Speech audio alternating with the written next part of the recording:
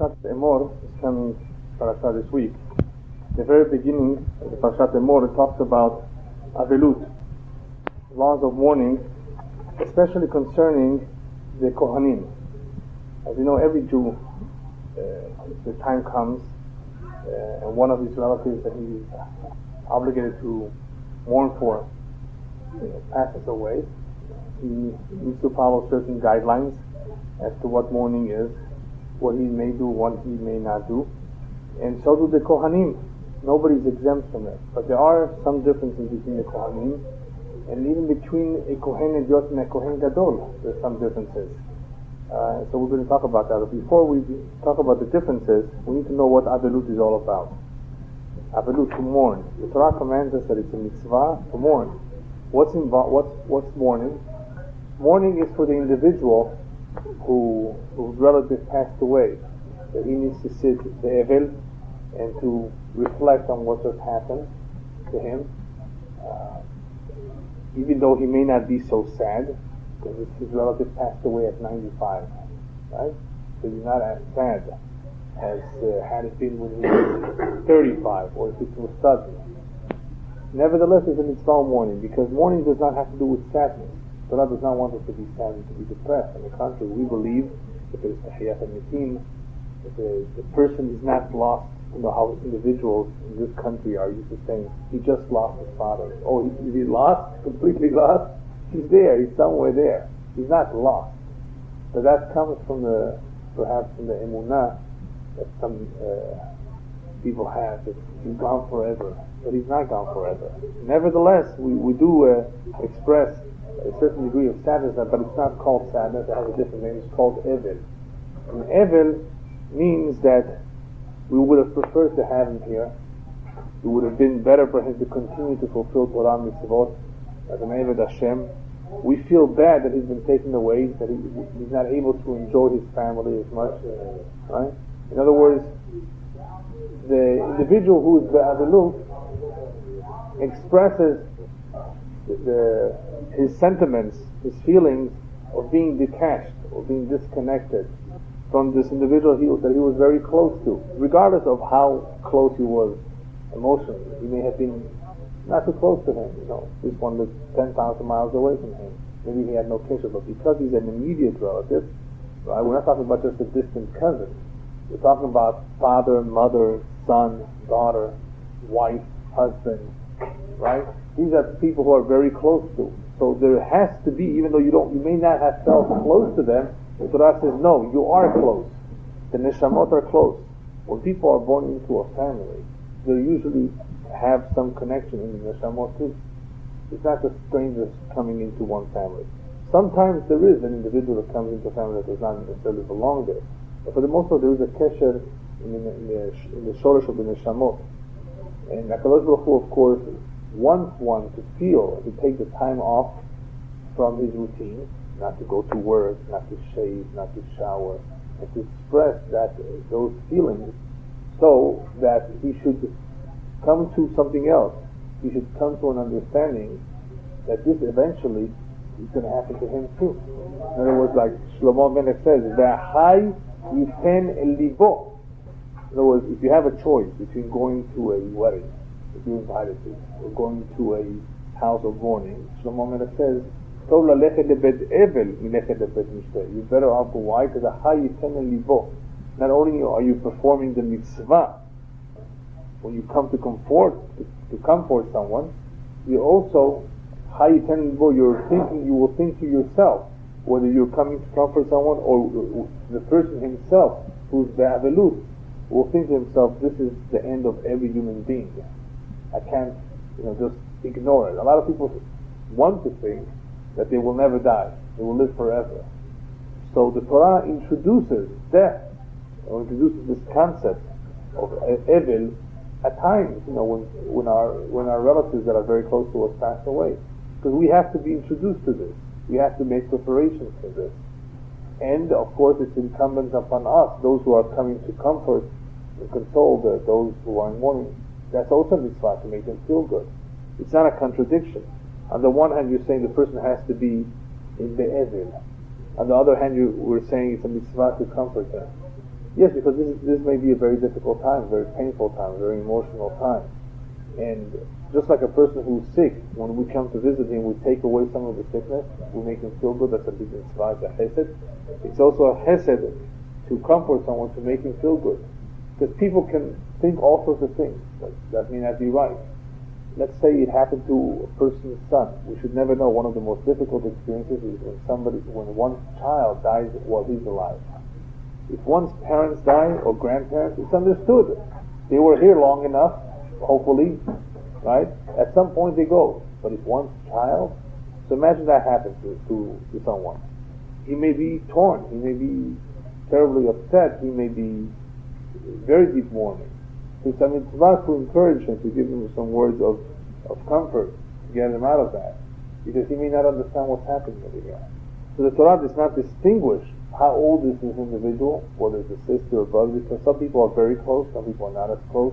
The Torah says, you know what, everybody, it's a mitzvah for all to be comforted, and they don't have to be our relatives, by the way.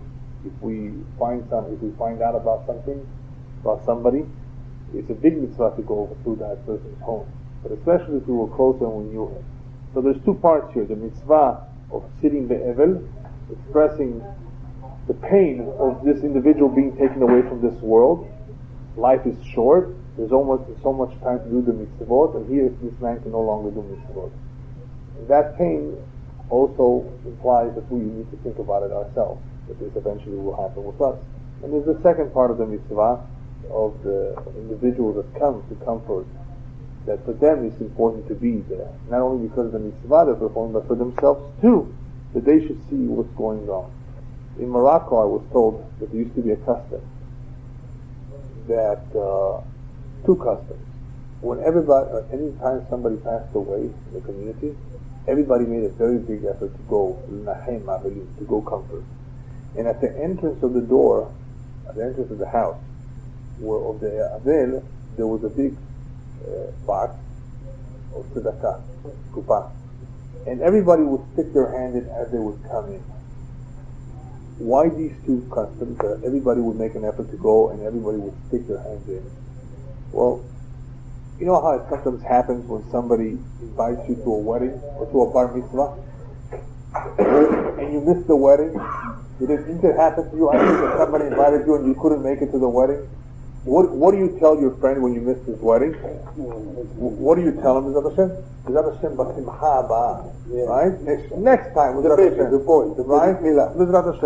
Now, what happens if you miss Avelut? You couldn't come to the wedding. You tell him, Bezrat Hashem b'pam haba? No. You can't then next time again.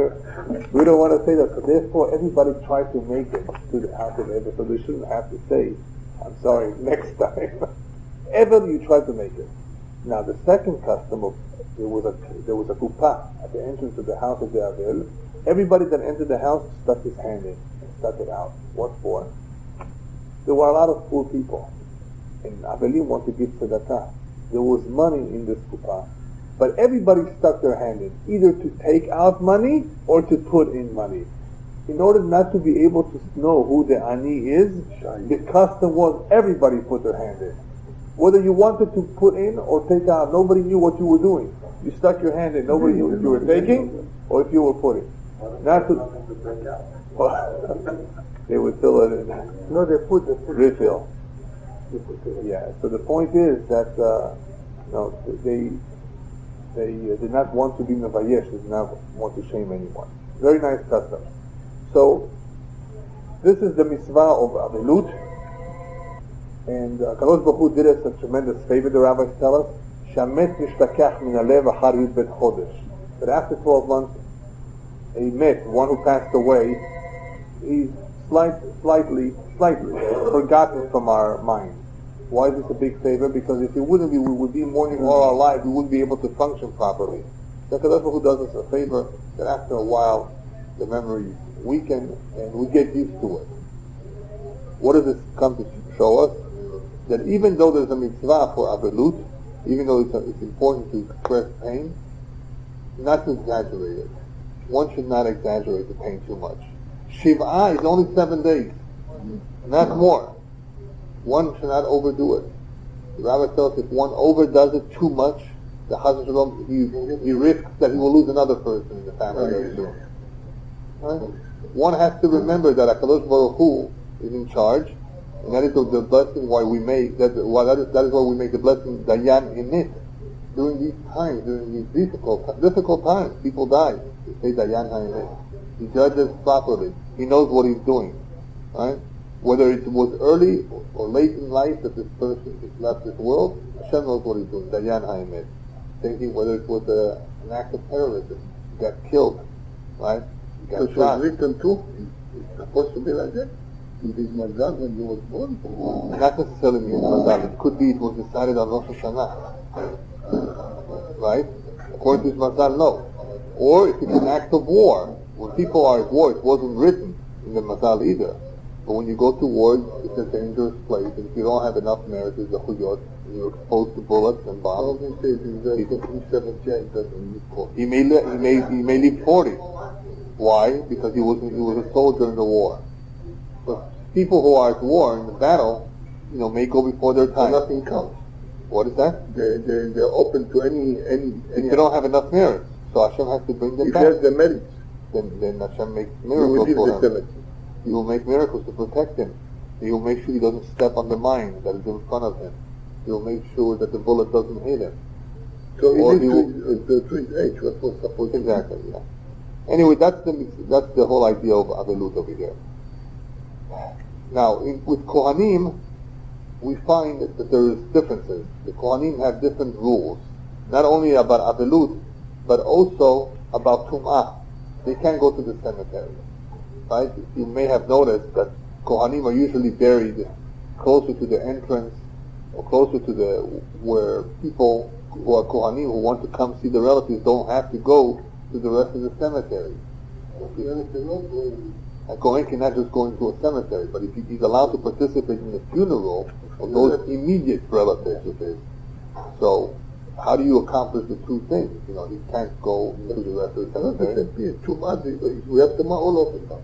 Right, but still, you don't do it intentionally. You don't be metameh intentionally. The Kohen cannot go, even though he says, I'm already tameh. No, there's no such thing. You can't, there's an isur for him to become intentionally tameh. So they try to bury them in a place where they can have access to it. They will be only with the paraduma, right? Exactly, yeah. Because we have other tumot that you can go to, a mikveh perhaps would be sufficient. But to matmet, from a dead person, you need paraduma, right? Now, so the Torah tells us even though Kohanim cannot be metameh, they are allowed to be metameh to their close relatives. This only applies, by the way, to a Kohen and Yot. I'm going to talk about Kohen Gadol in a moment. What do we see from here? The Torah tells us, by the way, that even though you are Kadosh, and you cannot become Tameh, you're allowed to become Tameh, לשארו הקרוב אליו, לאמו, לאביו, לבנו, לביתו, לאחיו, לאחותו הבתולה, who's not married yet, his sister, אשר לא הייתה לאיש, לך מטמא.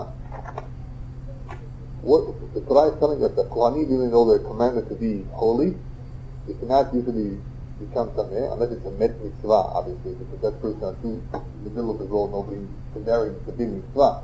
But otherwise the Kohen cannot, but the Kohen can and should become Tameh to his relatives. He can attend, participate, and take part in the funeral of those close relatives. There's an interesting point here. The point is as follows. We see from the Torah in many places, including here, that the Torah does not want the Jews to be closed up like the Catholics. You can't get married, right? You can't do this, you can't do this. And you see what's happening today. The Torah is not against holding human beings back from certain things. The Torah wants us to do the right thing, the proper thing, to be holy. To be holy doesn't mean that you have to hold yourself back from eating, from drinking, from sleeping, from getting married, and having for a human being to have a relationship with a woman. That relationship can be b'kedusha v'tahara too. If it's done properly, in the right days of the month, with mikveh, with the right thoughts and ideas, right? So the Goyim have a totally misconception about this whole thing. They think in order for you to be a saint, by then everybody's a saint this and saint that, right? You have to avoid all these things and become a monk. Amongst the monkeys. Yeah. Right? There is no such thing. You can be kadosh, even because we see it, even a kohen is allowed to become impure, right? By going to the cemetery, by being metamet with the immediate relative, because there's no such thing as restricting yourself completely. Torah is not interested in that. But it sets for us the guidelines on how to do it and how not to do it. But this point is yours. Yeah, that's the next point I want to explain. Now we need to understand what's the difference between a Kohen and a Idiot and Kohen Gadol. So just a brief introduction. As you know, the Torah, HaKadosh Baruch Hu chose Shevet Levi, the one tribe, to be his servants at all times. There needed to be a group of people that would be totally dedicated and immersed in Torah, in the service of Hashem at all times. Back then, the Jewish people were an agricultural society. There was no industry, really. But everybody worked very hard from the morning until the night. They learned Torah too, but there was not time to do everything. You always need a group of people that will be the teachers, that will be responsible for transmitting the Torah. If somebody works with his donkeys, with his cows, with his goats and sheep, with the land, and toils a whole day, can he teach Torah? I mean, you need people who will be dedicated, devoted just for teaching. Right? Just like you have today. You have people who become doctors. They are the ones that heal people, take care of people who are sick. You have people who are cooks. Right? They cook for people. You have carpenters. You have plumbers. A person cannot do everything, even though I know Isaac can do everything. I try to do, right? It's very difficult. You can't do everything. After a while, I reached the conclusion too. Time is money. And if something takes me more than 15 minutes, I don't do it myself anymore. I call you. If you see it's going to take you, why? You have other people that are skilled for this. They're professional. They will do a better job than you. They know what they're doing. They can do it with their eyes closed. With their eyes closed, right? For sure. You change the water heater with your eyes closed. Yeah. You take them an hour. We take us 4. You are hired to make money for me. Anyway, HaKadosh Baruch Hu chose Shevet Levi for this purpose, to be involved with the korbanot, with the sacrifices, with the atonement of Am Yisrael, with the teaching of Am Yisrael. And in Shevet Levi you have Kohanim and you have Leviim. The Leviim were the ones who sang, they took care of the Bet HaMikdash, the Kohanim took care of the other services. This Shevet was for that purpose. HaKadosh Baruch Hu chose them. They are totally dedicated, and as a result of their dedication, we have to support them. They don't have work, they don't have parnasah. Especially you chose Levi and not anybody else. Do you have any idea? HaKadosh Baruch Hu chose that particular seed from Yaakov. Oh, the seed. That's Levi who was perfect for this. Right? Yehuda he chose for Malchut. Oh, he chose. Right? Yeah, okay. He chose everyone. Yeah, everyone has a different trait, different characteristics. Now, originally, the Bechor, the firstborn, every family had a job in the Bet HaMikdash, would have had a job. The Bechorim. Because of the Het HaEgel, because of the Egel, they lost that job. They will receive it again once Mashiach arrives. Yeah? Yeah. Every Bechor in a family will be like a Kohen. He will have an important job, because there's Kedusha in him. He's the firstborn, he has a Kedusha, and he will have a job. Reuben will be again. Reuben too, of course. Reuben will have definitely function. Not the whole family. Yeah. It's for each family. Yeah. Anyway, the Bechor in each family. So what's the difference between the Kohen Gadol and Kohen Idiot? Kohen Gadol is the main, is the chief. He has to attend to the service of Hashem at all times, constantly. He doesn't have a break. And as a result of that, he cannot even go out to the immediate relatives to the funeral. Not only cannot he cannot become Tameh for any of these causes except for Met Mitzvah, he also cannot marry a Gerusha. Neither can a Kohen Idiot. Neither Kohanim, Kohen Idiot or Kohen Gadol, can marry a Gerusha. In other words, they have more restrictions than a regular individual.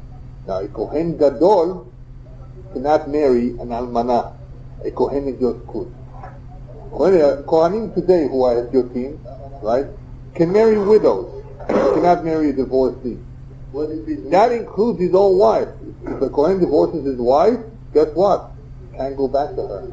Even if she can go with somebody else. Even if she hasn't gone to anybody else. Once the get was written, it's too late. That is why with Kohanim, if a Kohen comes to get divorced, we stretch it out. We don't write the get right away. Take your time, Kohanim have a temper. So they used to come to bed right away. I want a divorce. They would take it easy, go back home, calm down, because they would want to divorce quickly. Their problem is that if they divorce, they can't regret. And next day, I'm sorry. So they would take their time with that. See, another individual who blew up and one decides, to divorce, as long as his wife doesn't get married, and she can't get married right away anyway, she has to wait several months. Yeah, because we have to be able to see whose child is who. In case she's pregnant. We have to be able to distinguish if it's the first or the. So anyway, she can't marry right away. I know Kohen is married to Isha. Right. Now Islam is a Kohen too. No, he's calling himself Kohen. He's a halal. Yeah, I know it's halal, but it doesn't have a law He loses the to kehuna. change instead of Kohen, Kahan, or change the name. No, the name is the name. Yeah, but what about his child now? His son. Halali. But nobody knows it. What? The Nobody knows. Betin knows it. Betin knows himself. He himself knows it. I know Kohen that We know. continue. They're not Kohanim, right? They're not Right, Kohanim. they're not Kohanim. What about the children of that child? But there's a way. There is a way. No, I know that he's not. Yeah, no, but there is a way to doesn't get out know. of it. There is a way to get out of it. Yes, there is. How they can come out of it. But through a daughter. Through what? Through a daughter. There's a way to get out of it. Out of the halal. Of the halal means. Halal means that he's lost the kedusha of the He can get it back to a daughter? Through a daughter, yeah. If she got married to another Kohen. I know It takes several steps. If the Rabbanim, they will do it to change his name or just to say that he's not a Kohen no more. Yeah, no, but they can try. How do they know who's a mamzer? Sometimes it may be difficult. So the rabbi tells in the Gemara, if we don't know about him, Hashem takes care of him. He leaves this world. The mamzer doesn't live long. But we know about it. In Betin, they know who is the mamzer, who was born. Sometimes they even made a mark in his ear during the circumcision. And they make a little sign. So they should be able to identify it. Both Hashem, there are not that many, at least back then. In the old days there weren't many. There's a mamzer. But with Yerusha, it could be a problem. A Kohen cannot go even to... A Kohen cannot marry a Balat Teshuvah. No? If this girl lived with a Goy. She lived with a Jew before she became a Balat Teshuvah. No, she's considered Zona. No.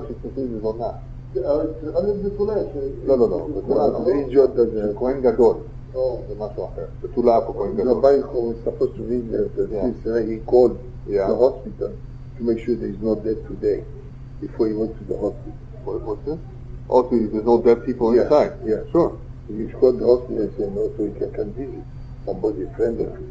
Yeah. Alright, so anyway, the point here is that the Torah is not against enjoying Olam Hazeh. You can eat everything you want, just make a blessing. Right? Sure. It should be kasher. Exactly, it has to be kasher, obviously. So there are rules and guidelines. The Torah is not restrictive as long as you do everything correct. It's interesting. The Gemara says everything that Kadosh Baruch Hu created on land, there is in the sea an equivalent, except for a few exceptions. There's a horse fish, right? Exactly. So there's similar. Exactly. So the Gemara also says, in the same way, whatever is taref, there's something that's kasher that resembles it in its taste. There's a kosher fish that tastes like ham.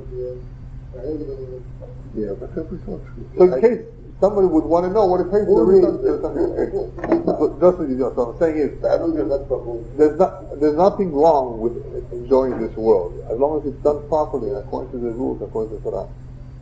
Okay. Ostrich eggs, can you person eat? No, ostrich is ציפור טמא. You can't have it from an ostrich. Also not. כל היוצא מן הטמא טמא. Whatever comes out of טמא, it's טמא. You can't have it. Okay, one of the next mitzvot in Parasha is לא יכרחו קורחה בראשם. You're not allowed to shave your head entirely. Now this is especially the surah, alamet. If somebody died and you were very much in pain, right? You cannot do that. What's the point of this prohibition? So the Pashut Pshat The simple interpretation is that the Torah does not want to assimilate the ways of the Goyim. And the Goyim used to do all sorts of things. They used to bang, like they do today in Iran, bang themselves with stones and kill broken glass. Or they would make sritot. They would they would scratch themselves in the flesh. So the Torah does not want us to assimilate the ways of the Goyim. You know, like some people, if they want to say Bli Ain Hara, they bang on wood. Yeah, that's Goyim. That's not Jewish. Where it come from? They get because of the cross. Exactly. This is not a Jewish custom. We don't do these things. But people, do what they see by others, and the Torah says, don't do this, because if you do this, you will do other things and you will assimilate the ways of the Goyim. So that is a simple interpretation. Not to assimilate, not to do what the Goyim do. Another interpretation of why not to shave the entire head is Torah is not interested in you disfiguring yourself. Right? For example, as it says in the Pasuk, you can't kill yourself, you can't commit suicide, you can't smoke. You shouldn't smoke either because that's kill. Right? Torah is concerned with one's health. Right? It's the same thing here. Don't destroy your body, your physical body, in the same way like the Goyim do. Now, why do the Goyim do these things? To express their pain. The Torah is also against expressing too much pain, because in the end, we believe in Hasharat HaNefesh, that the Neshama continues to exist, that there is Tahiyat HaMetim, there's a Gan Eden, there's an Olam Haba. It's not lost completely. If you do all these things, you're expressing so much pain, it's like you're saying, that's it, it's lost, he's lost forever, he's gone. No such thing. The Torah does not want us to believe or to sink into that belief that he's gone forever and to show too much pain. There is no so much pain. 1 week is enough. So by doing all these things, shaving the entire head, etc., it is an expression of too much pain, plus it's an assimilation of the ways of the Goyim. They revolt against the will of Hashem too, in a way. What? They don't accept. Yeah. Okay, the differences between Kohen Gadol and Kohen Idiot, we talked about Almanah. Kohen Gadol has more restrictions. He's much holier. He cannot go out even to his immediate relatives, as you know. Another difference is in the amount of clothes they wore. The Kohen Idiot only wore 4 begadim. The Kohen Gadol during the service wore 8. 8? So that's another difference between the Kohen Gadol and Kohen Idiot. And then the Hashem. And in the morning, as we said, he did not express as much avelut as the Kohen Idiot. Not only will he not go out, he would also not be allowed to grow his hair long or tear. Because he was totally immersed in the Avodat HaKodesh, he could not mix Eden or mourning, which is tzar and pain, together with his Avodah. It doesn't go together. One who's involved in Avodat HaKodesh, he has to do the Simcha, he has to do the Simcha all the time. Of course, a little bit, but he cannot express it. You cannot exactly. Just like on Shabbat, you're not supposed to be able on Shabbat. Because not to take away from the Simcha of Shabbat, it's very difficult if it just happened on Friday. I remember with my grandfather, with my uncle. My grandfather, my father's father passed away, I think it was Friday. My uncle was aware. And Shabbat, of course, he didn't do anything, but immediately after he made Abdallah, he collapsed, my uncle, and he began to cry, and it was very difficult. Sure. But Shabbat, he held himself back. It was difficult, but he held himself back, the Shabbat. Yeah. No, but you can't take a shower of that Shabbat if the Shiva already began. Yeah, Shabbat. No, if the Shiva is not, even though the fourth Shabbat, if the Shiva began, Doch Shiva, no. Because Shiva said, no. Shiva begins right after you bury. Right, and they buried him right over. Because they buried on Thursday. And that said they buried him as soon as all the week. possible. Sure. And you know that during the Shiva there's no shower. They don't eat meat the first week or something. Yeah. Right. Okay. So the prohibition is mainly on the first day. There's a prohibition of what's called an onin, of drinking wine and eating meat. That's during the time right before the burial. Yeah. After the burial, what is it called? Patur mitzvot. He doesn't even put on the tefillin and so forth. But after the burial, he's an avel, a regular avel. But he put tefillin. What? Tefillin, yes? Yeah, of course. Yeah. Well, what you were talking about, the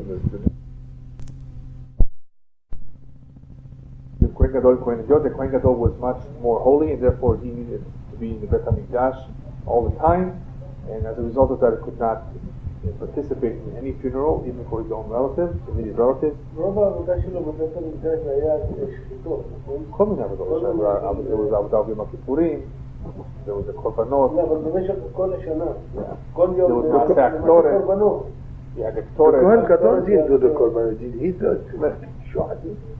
No, I'm sorry. The avodah was divided up in various groups of kohanim, various mishmarot, right? But he was in charge, right? But he was above. And he had various functions. He was above everybody, and as a result of his kedusha, he was limited to who he could marry. When he could not attend all the funerals, and he could not become tameh for any reason, unless it was a met mitzvah. He's the only one who's to go in Kippur inside the Kodesh Kodashim, right? Right. Once a year. He has to be always ready for the service of B'fnei Hashem Tamid, always before Hashem to do anything that needed to be done. So that's why he had certain restrictions, plus that Ilchot Abelut did not exactly apply to him. Alright. Another interesting mitzvah in Parashat Emor is Otoved Beno Lo Tishchatu B'Yom Echad. We have two pesugim here. Shor Chesed Moez Ki Yivaled V'Yash Shev'at Yamim Tachat Imo V'Yom HaShemini V'Hala Yiratzeh LeKorban. You do not slaughter an animal during the first 7 days. 8 days it has to be underneath, together with its mother. Afterwards you can bring him as a korban. The second pasuk says, "Shor Oseh Otoved Beno Lo Tishchatu B'Yom Echad." You cannot slaughter them on the same day. What do these mitzvot have in common? A lot of the mitzvot in the Torah, not just one or two, but a lot, what they have in common is that Torah is trying to instill in us Midat HaRachamim. So by performing the mitzvah in a certain way, even though you're slaughtering the animal, right? So you might think a person will become cruel, slaughtering so much. Yes, but even in the slaughtering, there's ways how to do it. The shahita itself cannot have, the sakin, for example, cannot have any, it cannot be jagged, it has to be smooth, right? You cannot just tear up the animal, you cannot shoot it, you cannot electrocute it, it makes no difference. Even if it feels it for a second, it's already tza'ar, it's already But he painful. doesn't feel, does he? Not if you do it with a smooth, sharp knife. Yeah. And you do it by the windpipe and food pipe. Right? So he dies almost instantly. Even though the Goyim have been saying that shahita is cruel, Yeah. it's just the opposite. What they do is cruel. And what we do is not cruel. Besides that, there's other reasons why we do shahita. But one of the reasons is that it should be fast and smooth and not as painful. So the Torah is telling us how to do things that may appear to be cruel in a way that, on the contrary, instills in us rachamim. So we don't do it, we don't slaughter it right away, we wait for a few days to let the mother enjoy it. Yeah. Right? We don't take the baby immediately away from the mother. Right? Achrei ha'pe'ulot nimshachot ha'levavot, the Sefer HaChinuch says. The many mitzvot, what they have in common is that achrei ha'pe'ulot, the actions influence our hearts. By the way we perform certain things, that instills in us certain hashkafot, certain ideas, certain concepts. And here, rachamim, not to slaughter them in the same day, even though they may not know. Well, maybe they do know, maybe they feel, but I don't know, I don't think it has something to do with that. Regardless, it's the fact that we are doing it, what it does to us, not necessarily what it does to them. There are other reasons too. We don't know all the reasons for the Torah, for the mitzvot. This is the simple reason that by performing mitzvot in a certain way, we're instilling in ourselves midat harachamim. Can I name it? Sure. For example, many times an individual comes back to Gilgul reincarnated in a cow, and if that cow is slaughtered by a shochet who's God-fearing, with the beracha, with the right kavanah, and that meat is distributed to the poor, that is a tremendous tikkun to the neshama that was in that cow. So there have been stories that the person came in a dream to his son or to a student or whatever, please buy this bull. This bull, nobody will want to buy him because he's wild, because I'm in that bull. And I won't let anybody buy it except for you. I want you to buy it and you to slaughter it and distribute so he went. So I'm telling the story very briefly. So the story goes that he went to offer the Goy some money for the bull. Nobody wanted to buy it, so he bought it cheap. But the Goy says, but you have to take it from here. I'm not responsible for taking it. You know, he's wild, he can kill people. You're responsible. You bring your truck, you bring whatever you want. He says, don't worry, I won't have to do anything. He's going to walk after me. I don't believe you, he says. The Goy says, the bull's going to walk after you. So the day came when he arrived. He goes to the stall, he opens up the gate, paid in the money. The bull comes out, follows him, and he says, I want to take the bull in the main public square. Where everybody knows. So everybody should see this big Kiddush Hashem. Because the bull was a wild bull, nobody wants to buy it. And they all saw how this was. Not only that, after he went to the whole public square and he followed this man, he brought him to the Shechitah. If you were ever in a place of Shechitah, cows, bulls, they all go crazy. Nobody wants to go to the Shechitah, right? Sure. They know. They know, of course, they see. They don't want to. What? This one not only didn't do anything, he put his head out. Go ahead, make Shechitah. One of I told you that, yeah. So everybody saw that there was a Neshama. But what about the Halakim not sharing? They give it to What? Oh, the Helek HaKidmi. In that community, they did not use the Helek HaChori, the back part. So they only gave the first Helek, to the poor. You know, the other Helek you can sell and give them money. There was a story. Oh, you don't give them meat. There was a story, I don't know, maybe you told us, that the bull wouldn't let him fight with the Jew want to be killed by this particular Shohet Jewish. Right. And then they took it to another one and he went very quiet. Yeah, sure. And therefore he checked his knife, the knife was no good. The other one, that was the first one. Sure. We had a duck that would always extend its neck outwards. Really? Yeah. The mushroom, yeah. Where was this? What happened to it? We give it away. We didn't want to kill it. We just give it away to people who raise ducks also. Yeah? Yeah. They probably ate them. Who knows? Yeah. But I didn't want to... That was a Several tikkun. times. My mom was walking next to the duck with a knife. Why would she walk with the knife, man? Because she was cutting something. Yeah. I think it was And he during- stuck out there. It stuck It out might have there. been during Sukkot. And it stuck out its neck? Yeah, all the time. All the time. All the time. Interesting, very interesting. Obviously, the tikkun may have been, it would have been better if the shochet be Jewish, of We course. didn't know. But who knows? Yeah. In other words, it wanted to go this way, Yeah. not just die. When I was in Nigeria, Very possible. If I knew, give it and give it to the poor. Then What? get the tikkun. Sure. you know, when I was in Nigeria, Yeah. I met a baby boy, somebody I told you. Right, We brought a rabbi from Sudan. right, His name is Elbaz. right. And then I didn't to meet there, so I told him to take a lamb. Right. Took the lamb, he tied his leg, and the lamb went by. He said to me, Isaac, you see, he knows he's not to die. Just puts his neck like Really? yeah. You know, he knows. He knows. And He wanted he it. didn't fight. Right, he didn't fight. And I didn't understand that. Yeah, sure. Okay, the next point of Parashat Emor is about the Mo'adim. Ele Mo'adei Hashem, Nikra'ei Kodesh, Shetikre'u Otam Mo'adah. The Mo'adim are different than Shabbat, right? Shabbat, we spend time at home, not doing any work. Zecher L'Maaseh Bereshit, HaKadosh Baruch Hu created the world in 6 days, the rest of the 7th day. It's a whole different idea. Mo'adim are supposed to be to remind us of what happened in the past, and that whatever happened in the past can repeat itself in the present and in the future. All the miracles that Hashem did for us, He took care of us. Nevertheless, Shabbatot and Mo'adim do have something in common, that this is a time for an individual to spend time with Hashem. A whole week we work hard for a living. We're very busy with our lives. We don't have time to learn, to sit down and think about something spiritual. So it says, Ele Mo'adei Hashem. These Mo'adim belong to Hashem. They belong to us too, like the Rabbi says, Chatzi Lanu v'Chatzi L'Hashem. We eat well, we have good meals, right? We sing, we're happy, but also, they also belong to Hashem. This is a time to reconnect with Hashem. Just like on Shabbat, a person is supposed to take off time from his routine and not think about his job, his business, right? Not to, why don't we do any melachot? So it shouldn't be like a regular weekday. A person reads newspapers, again the news, again the business, again this, again that, again all these things that he sees a whole week, right? So where is the flavor of Shabbat? So therefore Shabbat should be completely different. The same thing with the holidays.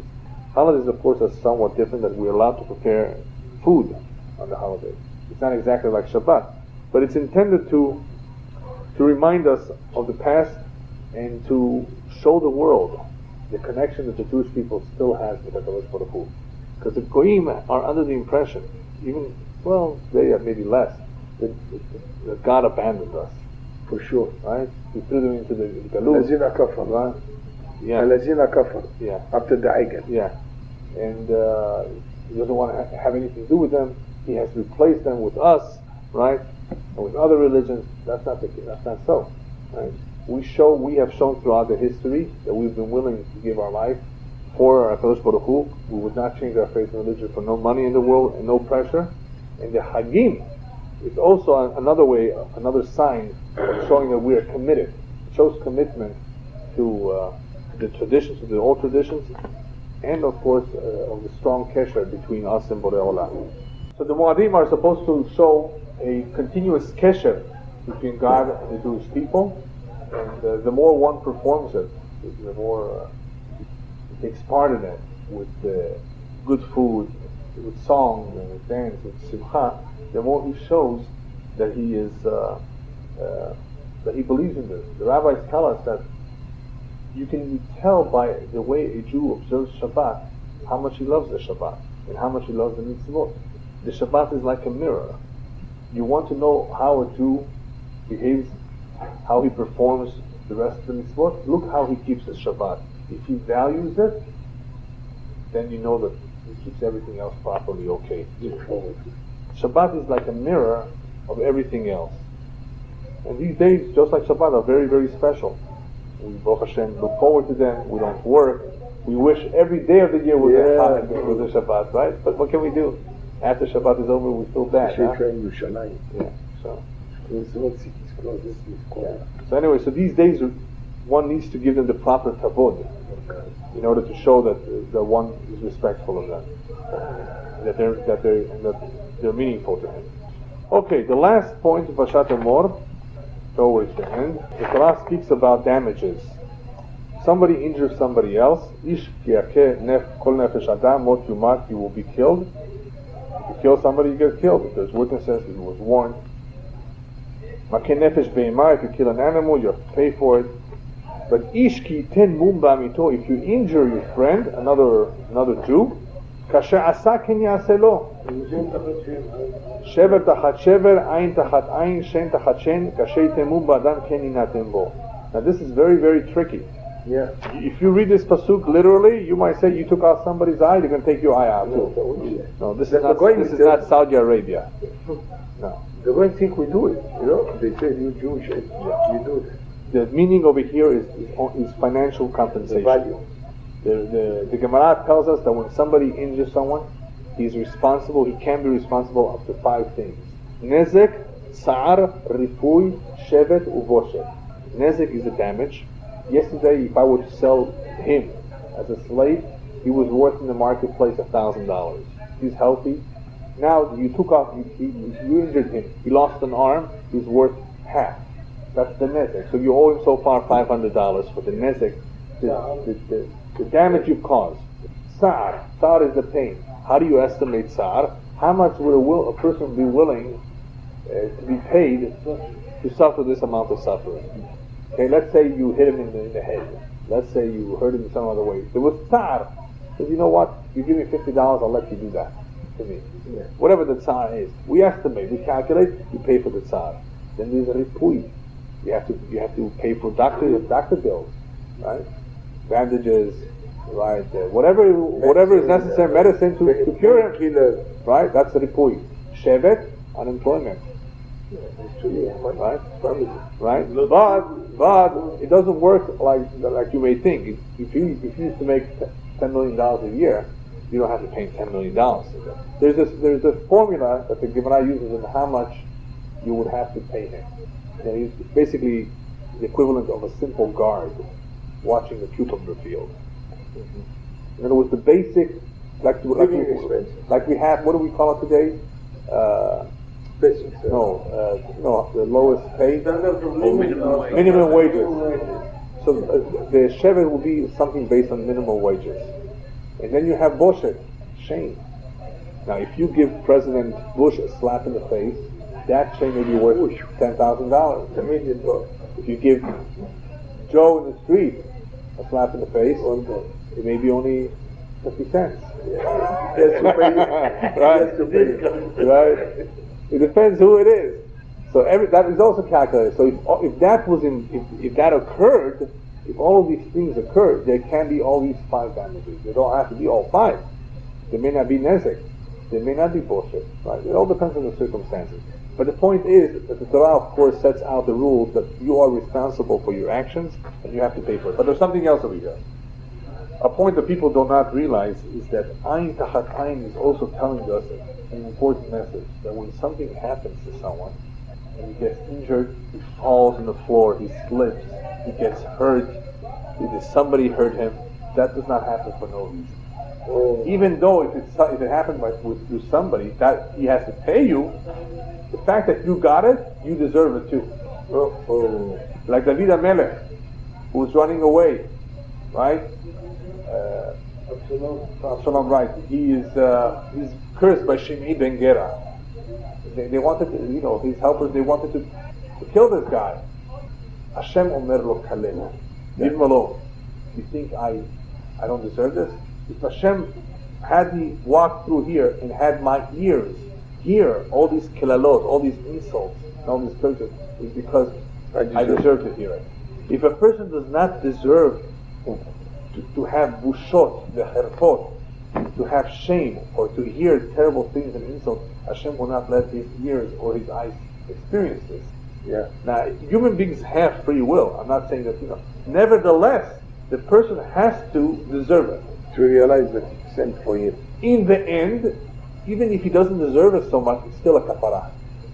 If a person accepts it properly, and he doesn't yell back, curse back, or hurt, or do something in return, and he accepts it mitoch ahava, these are yisurim shel ahava, they are mechaper his avonot.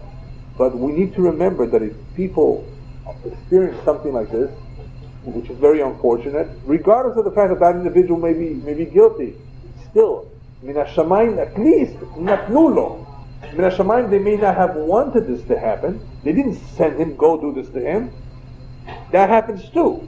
Go do this to him. It usually sends animals. Snake to bite him, a scorpion to bite him. Hashem has many shalichim. But Hashem does not necessarily send a human being, because a human being has free will. Hashem cannot force him. Otherwise, when he comes upstairs, you made me do it.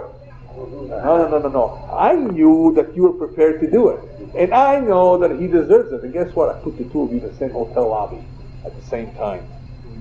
So I knew that that this guy is capable. He has a temper. He's going to see you. Oh, yeah. Whatever, he's going to get into a fight with you and he's going to do something to you. So Hashem does not hold himself back, does not prevent it from happening, right? But he doesn't necessarily push this man to do it. So if somebody is in a situation where Hashem does not want him to be, if it's a dangerous situation, HaKadosh Baruch Hu says, let's open the books. Yeah. Does he deserve it or not? Amazing. So there is a system called Hashem allows things to happen. He doesn't necessarily instruct for it to happen. So if a person doesn't deserve it, he will not make him go through this. He'll make him take another street.